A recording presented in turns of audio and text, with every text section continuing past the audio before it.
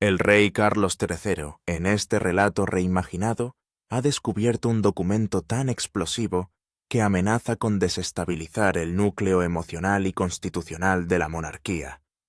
Oculto en lo más profundo de la caja fuerte privada de la difunta reina Isabel II había un testamento secreto. Un codicilo personal nunca revelado al público que reservaba discretamente la asombrosa suma de 25 millones de libras para el príncipe Harry. Sin embargo, no se trataba de un acto de generosidad incondicional. La herencia estaba estrechamente ligada a un ultimátum frío e inamovible. Harry debía abandonar su vida sin restricciones en Estados Unidos y regresar al Reino Unido durante no menos de 90 días al año, durante los cuales tendría que desempeñar funciones públicas y benéficas bajo la supervisión real. Lo que antes había sido el último gesto de afecto de una abuela, se revelaba ahora como un dispositivo de relojería colocado en el corazón de la corona. Desde su exilio californiano, Harry interpretó el descubrimiento no como amor, sino como manipulación. En su mente era un intento calculado de reafirmar el control sobre una vida de la que había luchado por escapar. Su respuesta fue inmediata e inflexible: quédese con el dinero, pero no volverá. La libertad, insistió, no era negociable. En Londres, sin embargo, el sentimiento ya se había endurecido. El rey Carlos y el príncipe Guillermo no veían lugar para el compromiso. Para ellos, el deseo cuidadosamente redactado de la difunta reina ya no era un asunto familiar, sino un instrumento estratégico que podría exponer lo que ellos creían que eran las verdaderas motivaciones que impulsaban el desafío de Harry al otro lado del Atlántico. Y lo que era más inquietante, Guillermo ya había empezado a tejer una silenciosa trampa legal que iba más allá del propio Harry y afectaba al futuro estatus de Archie y Lilibet dentro del marco real. La pregunta que se cernía sobre los pasillos de palacio era cruda. ¿Actuaría Carlos como un padre indulgente dispuesto a absorber la humillación en aras de la reconciliación, o como un soberano preparado para proteger el trono a cualquier precio personal? ¿Y qué destino aguardaba a los dos hijos, cuyo linaje les ataba irrevocablemente a una institución que ahora cuestionaba su lugar dentro de los archivos reales, un espacio a menudo comparado con un mausoleo de verdades enterradas? El rey Carlos emprendió una tarea que había retrasado durante meses. Se trataba de la revisión final de los papeles más personales de la reina Isabel II, documentos destinados a permanecer sellados en bóvedas nacionales de seguridad durante los próximos 100 años. Mientras rebuscaba en los densos archivos relacionados con los asuntos de la Commonwealth, su mano se detuvo sobre un sobre color crema metido donde no debía. No tenía escudo oficial ni marca formal. En su lugar estaba cerrado con un simple sello de cera roja, y en el anverso aparecía una escritura familiar e inclinada que le impactó de inmediato. Para Carlos, solo se abrirá a mi muerte. La letra era inconfundible, la de su madre. Un escalofrío le recorrió al fijarse en la fecha 15 de marzo de 2022, 6 meses antes de su fallecimiento en Balmoral. Ella y ya había estado físicamente frágil entonces, pero su mente había permanecido penetrantemente clara. Con cuidado, Carlos utilizó un abrecartas de plata para romper el sello.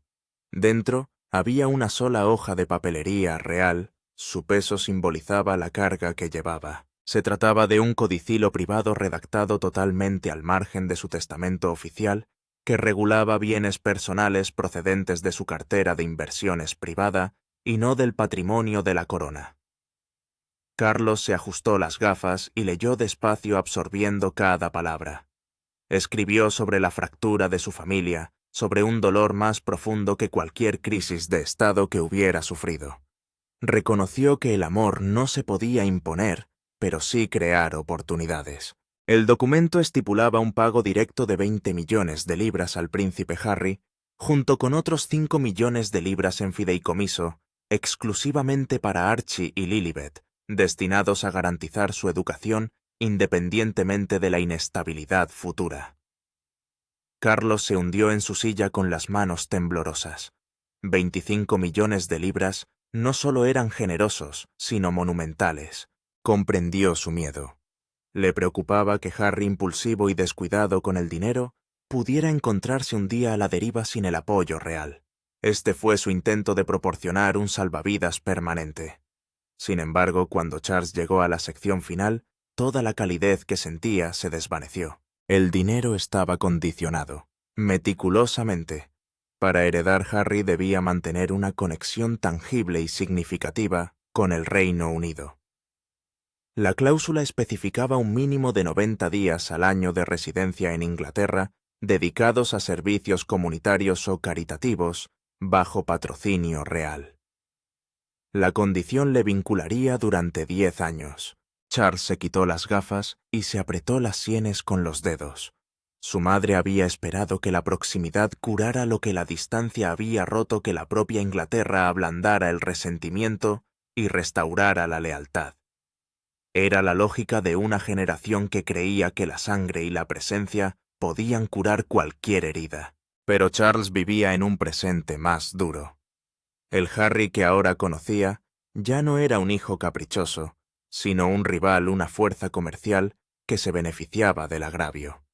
Para él, esta herencia no se presentaría como amor, sino como una restricción, una correa dorada que lo alejaría de su esposa, sus hijos, y su vida cuidadosamente construida en el extranjero. De pie junto a la ventana, contemplando la negrura más allá de los terrenos del palacio, Carlos sopesaba opciones imposibles. Revelar el codicilo suponía el riesgo de una rebelión abierta. Destruirlo violaría tanto la ley como el legado. Y lo que era peor, el secretismo provocaría acusaciones de robo si alguna vez se descubría la verdad. Su madre no le había dejado consuelo, sino un dilema capaz de detonar la credibilidad de la monarquía. Por fin volvió a su escritorio y descolgó la línea interna segura. Su voz, cuando habló, no contenía ningún rastro de calidez. «Conécteme con el príncipe de Gales. Que venga inmediatamente. Esto no es un asunto familiar. Es un asunto de seguridad nacional». Poco después de la 1 de la madrugada, un vehículo blindado atravesó silenciosamente las puertas del Palacio de Buckingham bajo una lluvia incesante.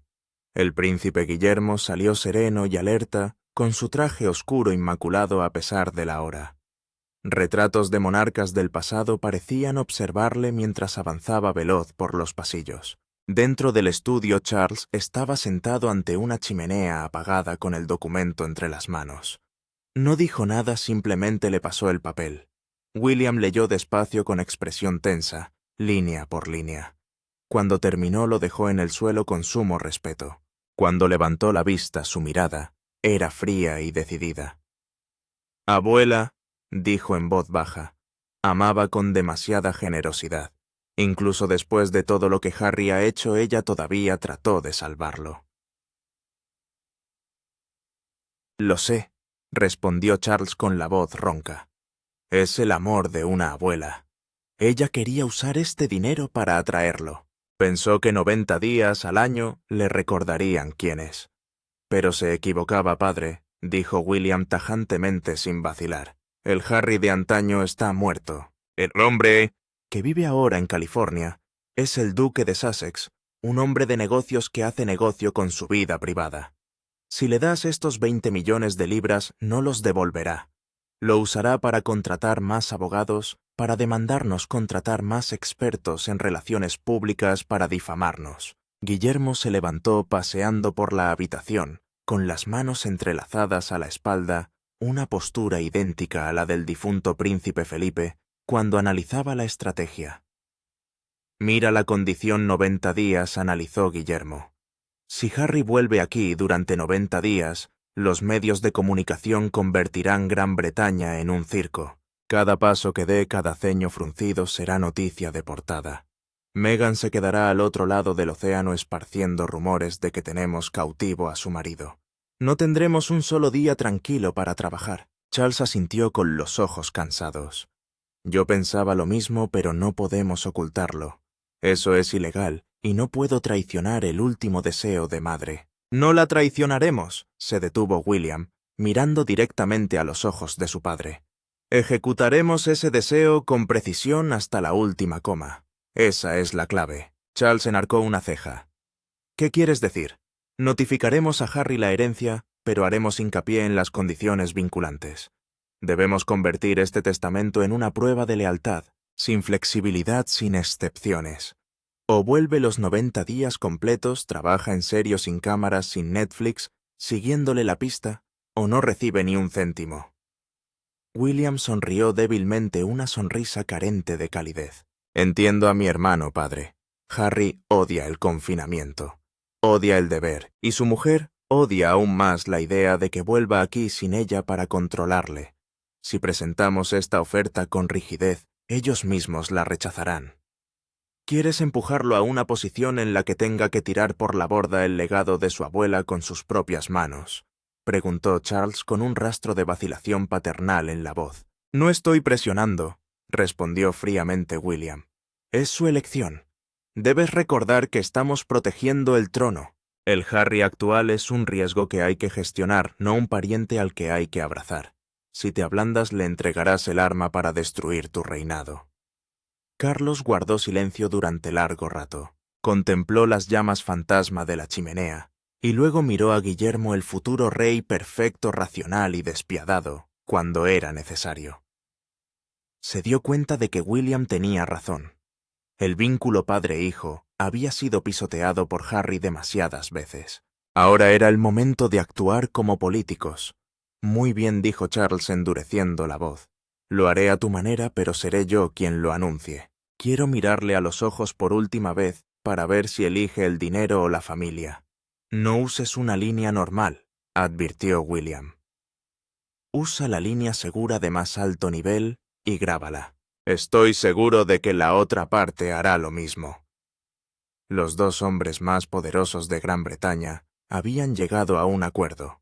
Una fría alianza se estableció allí mismo en la noche. Harry recibiría tan el regalo de su abuela, pero estaría envuelto en las afiladas espinas de la ley y los principios. 3 días después de la reunión secreta se estableció un enlace de vídeo cifrado de extremo a extremo entre Clarence House y la mansión de Montecito. El contraste de escenarios era marcado en la pantalla. En Londres, Carlos estaba sentado en un estudio con paneles de roble oscuro, vestido con un traje gris formal. El escudo del príncipe de Gales, un antiguo símbolo que aún apreciaba prendido en la solapa. La iluminación era tenue, exudaba autoridad y antigüedad. Al otro lado del hemisferio la pantalla parpadeó mostrando el rostro de Harry. El fondo era un salón inundado por el sol californiano amueblado con una moderna decoración de color crema. Harry llevaba una camisa blanca, con los 2 primeros botones desabrochados, el pelo y la barba algo más despeinados que antes. Su expresión era tensa, y sus ojos se movían como si buscara algo cerca. «Hola, padre», dijo Harry con un tono cortante carente del respeto que se esperaba de él. «Hola, Harry», contestó Charles manteniendo la postura erguida y sin mostrar ninguna emoción en el rostro. «Espero que estés bien». «Ve directo al grano», interrumpió Harry. «Tu abogado dijo que había un asunto urgente relacionado con el testamento de la abuela. Creía que todo se había dividido». Charles reprimió un suspiro.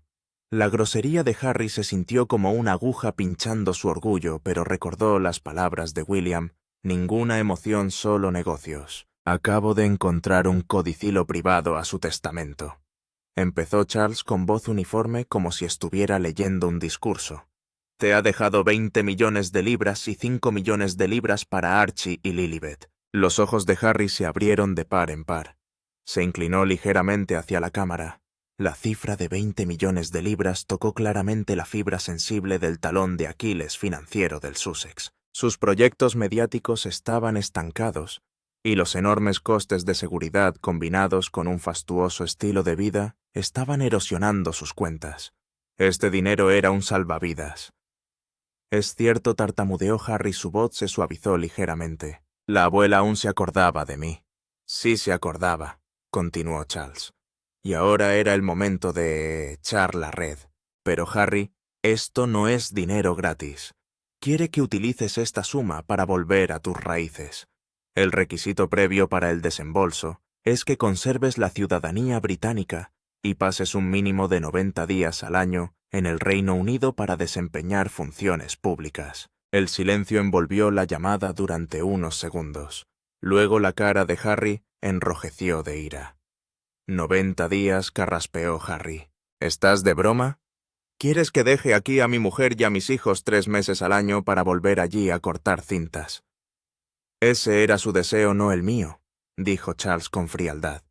Ella quería que mantuvieras una conexión con el país. Si quieres el dinero, debes trabajar. Ese es el principio real. No, gritó Harry golpeando la mesa con la mano. Esto es un complot tuyo y de William. Vosotros dos queréis separarme de Meghan. Me queréis de vuelta en esa jaula para controlarme, para humillarme ante los medios. 90 días sin seguridad del Estado. ¿Queréis que me maten? De repente, desde detrás de la cámara de Harry, fuera de su vista, una voz femenina se coló aguda y calculadora. Charles lo reconoció inmediatamente como el de Meghan.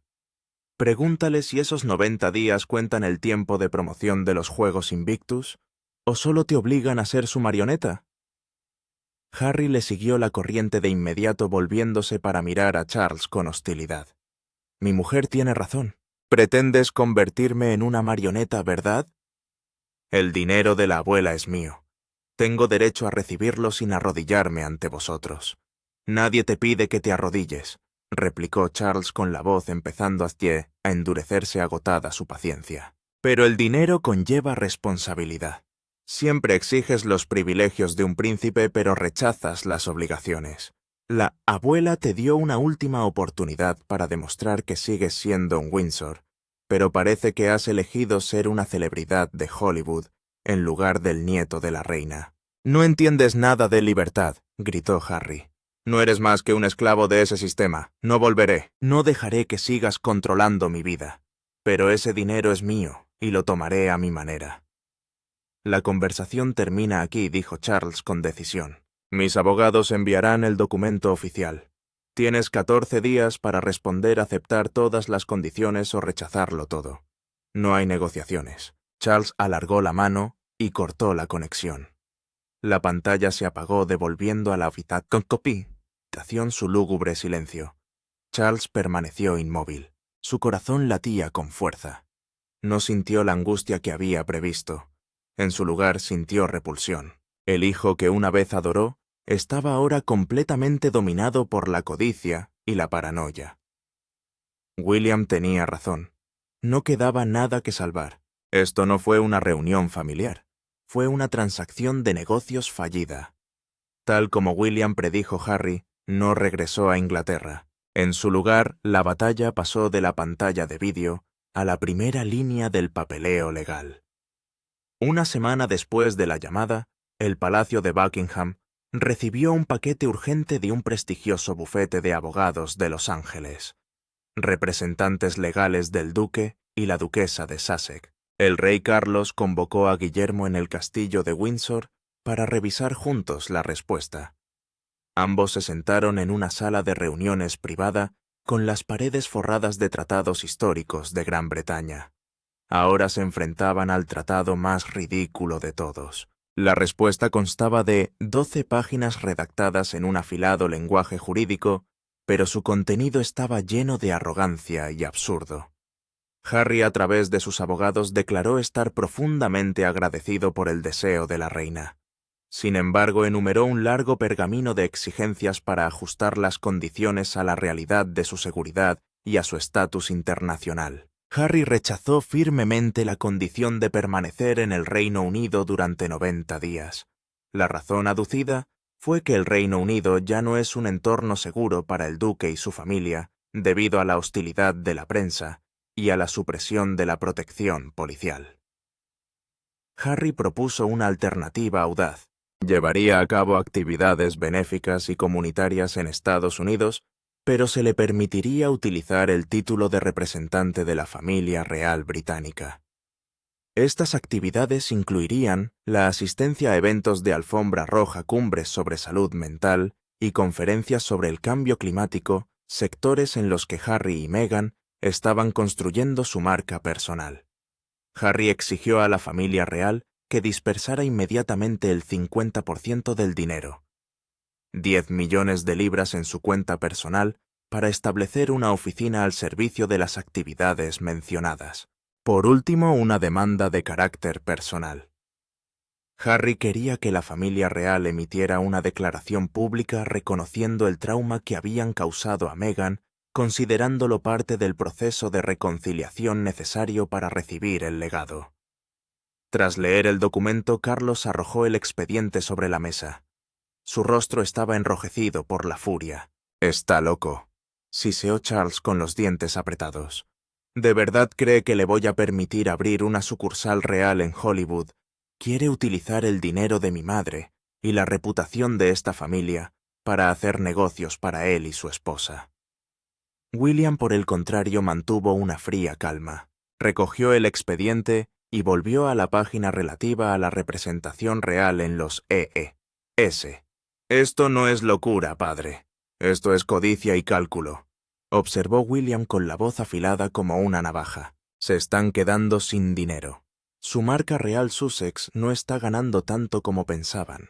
Necesitan este flujo de caja, pero también mantener la etiqueta de víctima para vender libros y documentales. Si vuelven a Inglaterra, pierden el papel de víctimas. Si consiguen el dinero pero se quedan en Estados Unidos, ganan en ambos frentes». William miró a su padre con fijeza. «Esta exigencia es un insulto al último deseo de la abuela. Ella quería que sirvieran. Quieren convertirla en un ángel inversor para su startup». «Nunca estaré de acuerdo», declaró Charles agarrando los reposabrazos de su silla. «Prefiero quemar ese dinero a dejar que caiga en sus manos de esta manera». «No necesitamos quemarlo», dijo William. «Solo tenemos que decir que no. Y esta vez no daremos explicaciones ni negociaremos.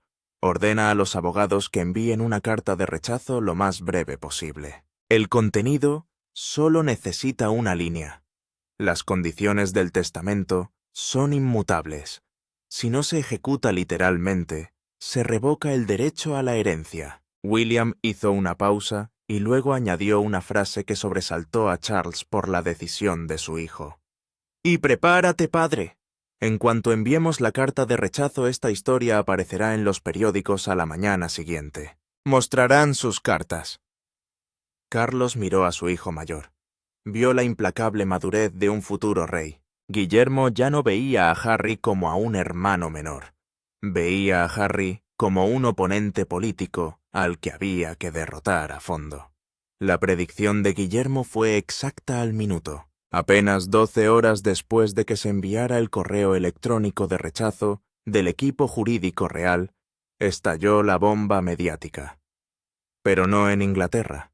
En Estados Unidos, la revista People y TMZ publicaron simultáneamente artículos exclusivos con titulares impactantes. Exclusiva. El rey Carlos Crowley bloquea la herencia de su hijo. Secretos del testamento olvidado de 25 millones de libras. El artículo, que citaba a amigos íntimos de los Sussex, un eufemismo para referirse a su equipo de relaciones públicas, pintaba una imagen totalmente distinta de la realidad. En esta versión, Harry era descrito como un nieto filial deseoso de recibir el recuerdo de su abuela como una memoria sagrada. Pero el rey Carlos y los hombres de traje gris de palacio habían levantado barreras irrazonables obligando a Harry a dejar a su pequeña familia, poniendo a Meghan y a los niños en peligro si querían el dinero. El artículo ignoraba hábilmente la exigencia de Harry de trabajar desde Estados Unidos, centrándose en cambio en la imagen de un padre rico, pero avaro, que utiliza el dinero para manipular la libertad de sus hijos. Inmediatamente las redes sociales estallaron. Twitter se dividió en dos bandos distintos. La facción pro-Harry abucheó calificando a Carlos de rey terrible y dictador. Dibujaron caricaturas de Carlos abrazando bolsas de dinero en el trono mientras Harry lloraba fuera. Sin embargo, de vuelta en Gran Bretaña, el viento sopló en la dirección opuesta. Periódicos reputados como The Telegraph y The Times, gracias a fuentes anónimas pero muy precisas de Palacio, publicaron la perspectiva contraria. Revelaron detalles sobre los 90 días de servicio público, la condición y el hecho de que Harry había rechazado esa obligación. La opinión pública británica se indignó. Harry Gold Digger se convirtió en trending topic. El pueblo británico se sintió insultado en nombre de la difunta reina. Argumentaron que Harry solo quería el dinero del contribuyente indirectamente a través de la riqueza de la reina, pero despreciaba servir al país. En el interior del Palacio de Buckingham, el ambiente era tenso como la cuerda de un violín. Los asesores de los medios de comunicación corrían de un lado a otro, los teléfonos sonaban sin cesar. El rey Carlos estaba sentado en su salón privado, con las manos temblorosas mientras sostenía la copia impresa de la prensa estadounidense. Sintió un dolor agudo en el pecho. No solo estaba siendo atacado políticamente, su propio hijo le hacía desfilar ante el mundo como un villano. ¿Debo emitir un comunicado de rectificación?, preguntó Charles a William con la voz llena de desesperación. No puedo permitir que manchen así a las madres y mi reputación. William estaba junto a la ventana mirando a la multitud de turistas que se congregaba ante las puertas del palacio. Se volvió sacudiendo la cabeza con firmeza. No, padre, en absoluto. ¿Por qué?, le espetó Charles. El silencio nos está matando. No, el silencio los está matando, replicó William con voz fría y cortante. Si hablas te conviertes en un participante igual en una pelea. Usted es el rey. Un rey no discute con un expríncipe en los periódicos. Mira, con quién están la prensa británica y el público están con nosotros. William se acercó a su padre y le puso una mano en el hombro, un gesto poco habitual de consuelo, pero lleno de autoridad. Quieren que reacciones. Quieren que te enfades para proporcionar más material para el próximo libro, la próxima entrevista. No les daremos lo que quieren. Aplicaremos la táctica de nunca quejarse, nunca dar explicaciones hasta el extremo. Nuestro silencio será el mayor desprecio a su ruido. Carlos miró a su hijo a los ojos, vio la firmeza que le había faltado en su juventud. Inspiró profundamente y asintió. Bien, permaneceré en silencio. Pero esta relación dejó la frase sin terminar. Se acabó, padre. William terminó por él. A partir de ahora ya no son familia. Son oponentes al otro lado de la línea de batalla. Justo cuando la guerra parecía llegar a un callejón sin salida, con un punto muerto en ambos bandos, surgió un giro inesperado, un detalle legal minúsculo pero fatal, que el bando de Harry había pasado por alto en su frenesí mediático. En el bufete de Harry en Londres, un abogado de alto rango estaba revisando el texto original del codicilo para encontrar un resquicio para una demanda.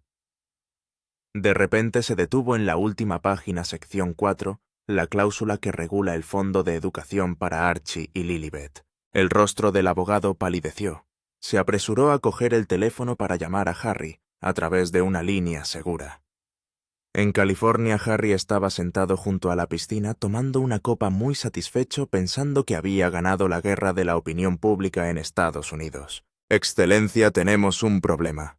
La voz del abogado temblaba. ¿Qué problema? ¿Ha accedido Charles a liberar el dinero?, preguntó Harry. Su voz se arrastra. No. ¿Recuerdas los 5 millones de libras por los 2 niños? Acabamos de descubrir su mecanismo de gestión. La reina no lo dejó como un fideicomiso abierto. Lo estableció como un fideicomiso especialmente controlado. Habla claro, espetó Harry. Significa, señor, que la reina nombró específicamente a una sola persona con el poder de fideicomisario. Esta persona tiene plena autoridad para decidir cuándo dispersar, cuánto dispersar y controlar el uso de los fondos. Si el fideicomisario no firma ni un solo centavo, puede ser retirado hasta que Archie cumpla 30. ¿Quién es el fideicomisario? No me digas que es el viejo Charles. No es el rey, señor. El testamento dice claramente: la autoridad de gestión de este fondo pertenece al titular príncipe de Gales. El vaso que Harry tenía en la mano cayó al suelo de baldosas, rompiéndose en pedazos. Harry se quedó atónito. El príncipe de Gales en ejercicio, es decir, Guillermo, la reina Isabel II, con su supremo intelecto y previsión, había colocado esta última salvaguarda. Quería a Harry, pero no confiaba en su capacidad de gestión, y menos aún en Meghan. Sabía que ese dinero podía dilapidarse. Por eso había entregado las llaves del tesoro de sus bisnietos al nieto más responsable el que protegería los intereses familiares, William. ¿Qué significaba esto? Significaba que si Harry aceptaba este testamento, no solo tendría que volver a Inglaterra a trabajar durante 90 días, cosa que odiaba, sino que además tendría que poner el futuro económico de sus hijos en manos de Guillermo. Imagina la escena.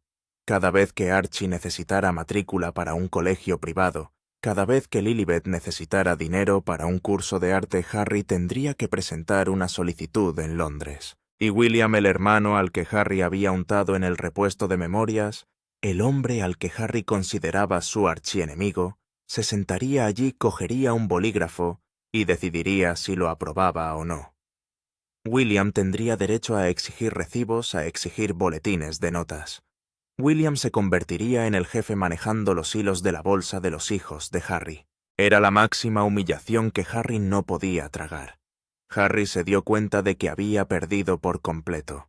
Charles y William seguramente lo sabían desde el principio. Permanecieron en silencio sin mencionar este detalle en las negociaciones, dejando que Harry luchara, dejando que Harry exigiera. Esperaron ese momento, el momento en que Harry se diera cuenta por sí mismo de que aunque aceptara el dinero quedaría para siempre bajo el control de su poderoso hermano. Harry enterró la cabeza entre las manos. El resentimiento surgió en su interior. No podía dejar que William ganara. No podía dejar que William controlara a sus hijos. «¡Cancélalo!», susurró Harry con la voz entrecortada. «Diles que lo rechazo todo. No necesito su dinero. No necesito caridad acompañada de grilletes». Era una rara y fresca mañana de viernes en Londres. La pálida luz del sol se derramaba sobre el escritorio del rey Carlos III. Sobre el escritorio había un documento legal recién llegado del bufete. Era la notificación oficial de renuncia a la herencia que llevaba la firma electrónica del príncipe Harry, duque de Sussex. En la notificación, Harry declaraba su negativa a aceptar la suma total de 20 millones de libras esterlinas y el fondo de educación de 5 millones de libras esterlinas, aduciendo como razón oficial que no deseaba estar sujeto a condiciones incompatibles con su vida actual. Se adjuntó un mensaje breve, amargo y personal transmitido a través de los abogados. «Quédese con su dinero y su corona. Yo me quedo con mi libertad». Charles terminó de leer y dejó el periódico con cuidado. Ya no había rabia ni tampoco la tristeza desgarradora que había temido una vez. Solo había un vasto vacío tan quieto como un lago después de una tormenta. Cogió su pluma estilográfica con tinta negra. La pluma se deslizó sobre el papel firmando Charles R. en la orden, anulando la validez del codicilo. Su firma fue decisiva, nítida, sin un solo temblor. Según la disposición de contingencia que la reina había establecido, si el beneficiario se negaba toda la suma, se transferiría al Royal Collection Trust, el fondo para la preservación del arte y el patrimonio histórico de la monarquía.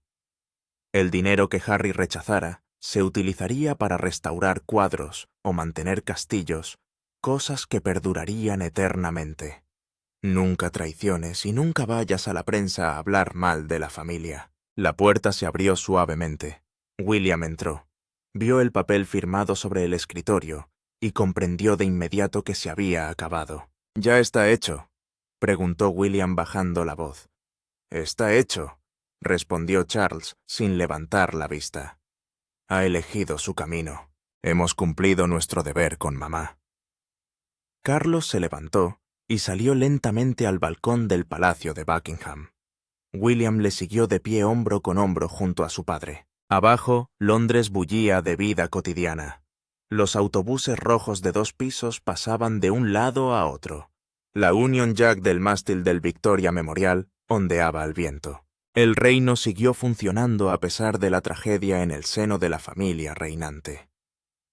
Carlos miró a Guillermo. Vio en su hijo la imagen de un futuro rey perfecto, fuerte, decidido, racional y dispuesto a sacrificar los sentimientos personales por un bien mayor. Guillermo le había ayudado a proteger el trono de un ataque de su propia sangre. El precio a pagar por esta corona es demasiado alto. Guillermo, dijo Carlos con la mirada fija en el lejano horizonte donde, El océano Atlántico los separaba del resto de la familia. «Lo sé, padre», respondió Guillermo con los ojos fijos en el frente. «Pero ese es el precio que debemos pagar para que la bandera siga ondeando en alto. Harry eligió la libertad y nosotros elegimos el deber». Harry había sido eliminado permanentemente del juego. El muro de hielo entre las dos orillas del océano se había convertido ahora en una fortaleza impenetrable que protegía el régimen. Carlos había perdido un hijo, pero había conservado la dignidad de un rey. En la sala vacía que había tras ellos, el testamento de la reina Isabel II yacía en silencio sobre la mesa, cerrando el capítulo final de un intento fallido de reconciliación. La historia no recordaría los 25 millones de libras ni las pequeñas discusiones. La historia solo recordaría eso. Aquel día el rey prefirió el reino a la familia. Si fueras Harry y tuvieras que elegir volver al Reino Unido durante 3 meses, bajo el control de Guillermo, pero garantizar el futuro de tus hijos, o la libertad en EEUU, pero perder todo el legado. ¿Firmarías o romperías este testamento? Comparte tu opinión en la sección de comentarios. Recuerda darle a me gusta, compartir y suscribirte para recibir más. Además, haz clic en el siguiente vídeo que aparece en tu pantalla. Le gustará.